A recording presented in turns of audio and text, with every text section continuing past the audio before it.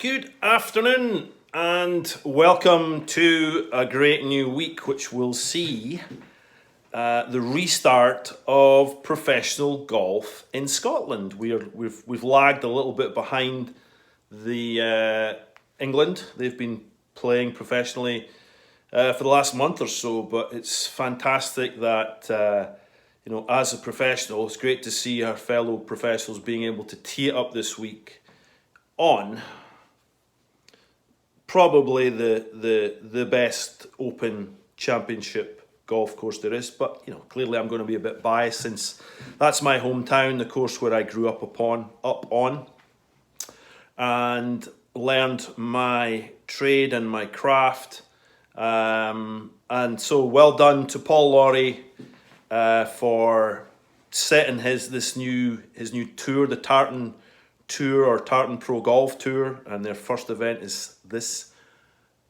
Is it Wednesday? I think it must be Wednesday because that's the 5th of August. The reason I know that is that's my birthday. Unfortunately, I can't play this week. I'm sorry to say the venue of my first ever professional golf 72-hole victory was my hometown, 1987, as a 20-year-old boy, really winning 4-round tournament round, the greatest course. Back in those days, we used persimmon headed clubs and Balata balls that didn't fly very far.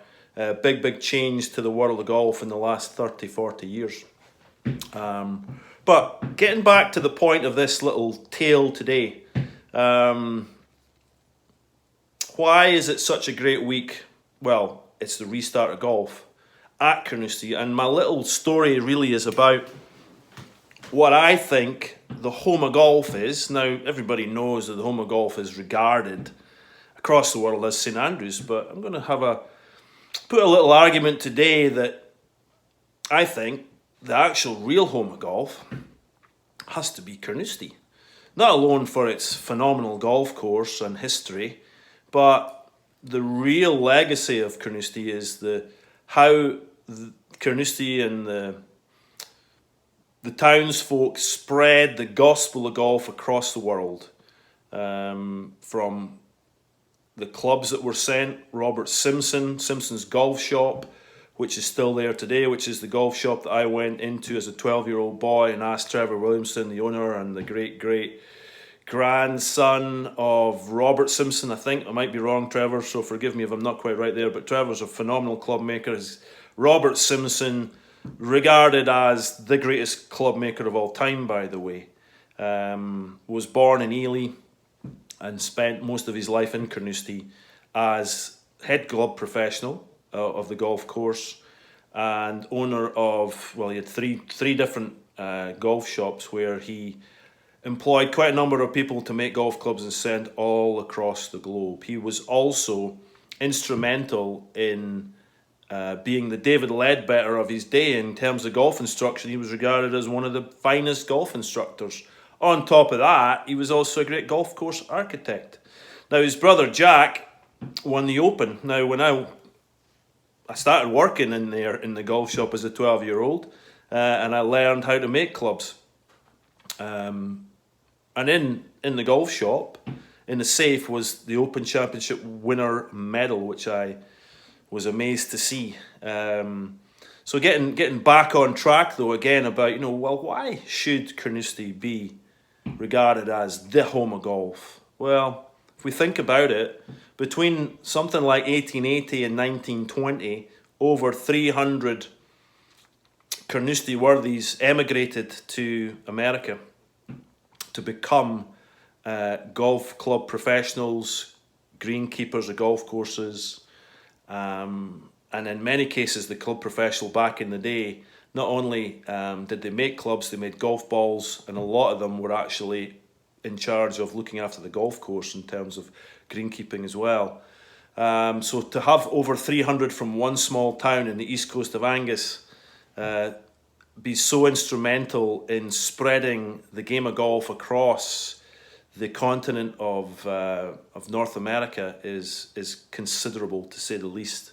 And not only that, the ability of these golfers to go out there and be at the forefront of winning major championships and at the top of that tree, we would have to say that the Smith brothers of Carnoustie, Alex Smith, Willie Smith, and McDonald Smith, have to be probably the greatest family in golf. Alex Smith won the US Open. Willie Smith won the US Open twice, or was it the other way around?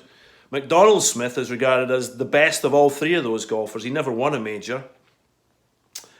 He finished second 3 times. In the year of 1930, he finished second in the British Open, or the Open, should I say, and also the US Open to none other than Bobby Jones.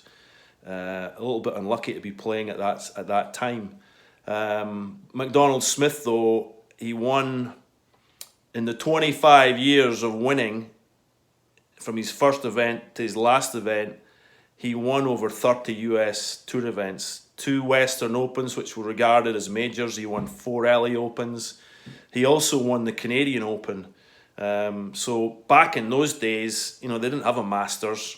The PGA, I don't even think the PGA was there when he was playing at first. So the only majors that he was able to play in were the US Open and the Open Championship. So he was the dominant player of his time, and he also finished runner in the top 10 in major championships 17 times. I mean, is that impressive or what? Phenomenal. If we then talk about George Lowe Sr., was from Carnoustie. He emigrated to the States to become a club professional at Baltusrol Golf Club. He was a phenomenal club maker. He made endless amounts of clubs. He also made a lot of putters. His son, George Lowe Jr., obviously was born in America, but his daddy from Carnoustie. Played on the US Tour, but is regarded as one of the finest, of his day. He was the putting guru. He was the Phil Kenyon of his day, George Lowe Jr., instrumental for designing one of the most famous putters in the history of the game of golf, called the Wizard 600, used by none other than Jack Nicklaus. In fact, George Lowe was so good at putting that Arnold Palmer, Jack Nicklaus, and Lee Trevino all took putting lessons from George Lowe Jr. No doubt he got all of that help from his daddy, who learned all of that stuff from when he grew up on the links of Carnoustie. Again, pretty good evidence to support our argument that Carnoustie could well be up there as the home of golf. Where would we go to next? Yeah, well, let's go to Bobby Jones. Bobby Jones, Eastlake Golf Course. When he started playing golf at the age of 5 or whatever he was, he used to walk around the golf course and watch the club professional hit golf balls because he liked his swing. The club professional at Eastlake was none other than Stuart Maiden, who took over from his brother Jack Maiden, obviously, again, from Carnoustie. Stuart Maiden was Bobby Jones's one and only golf coach. I've already said that, Bobby Jones won 13 major golf championships and is regarded, he retired from golf at the age of 28. Who does that apart from maybe Byron Nelson? But it just doesn't happen. And in the time frame of when he was winning all these major events, he got his engineering degree, and he studied the bar and passed that in the time frame of winning all these events.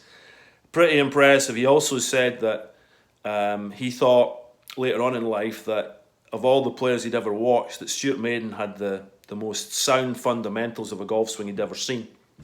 This was long after he'd retired from golf.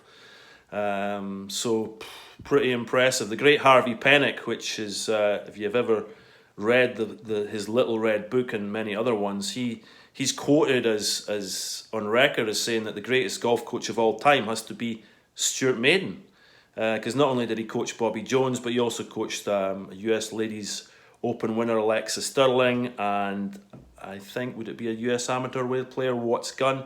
He had numerous national winners. So again, testament to his coaching style and skills.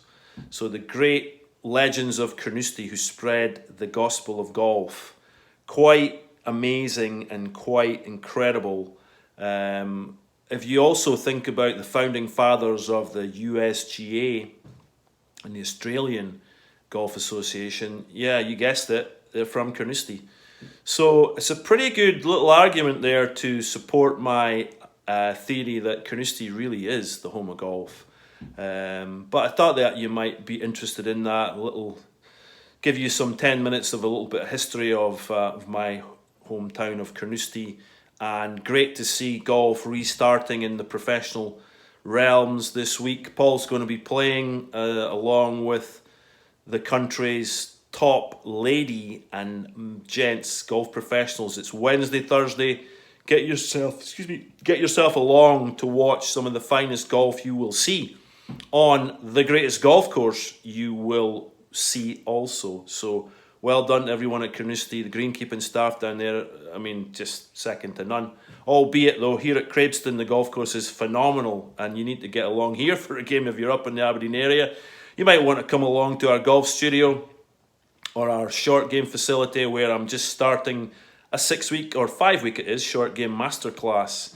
No doubt some of the skills that I'll be passing on have been passed down over the years from the great players that have graced the course at Carnoustie where I grew up. So you know what, we don't make things up, we learn from yesterday. So that's where we get all our good stuff. Nobody's got new information. It's all what happened 100 years ago, 200 years ago. The golf swing's pretty much still the same, and we learn from the past. So think about what they did 50, 60 years ago, be it, when I grew up, when I was a 7-year-old, for my birthday, I got a set of hickory shafted clubs.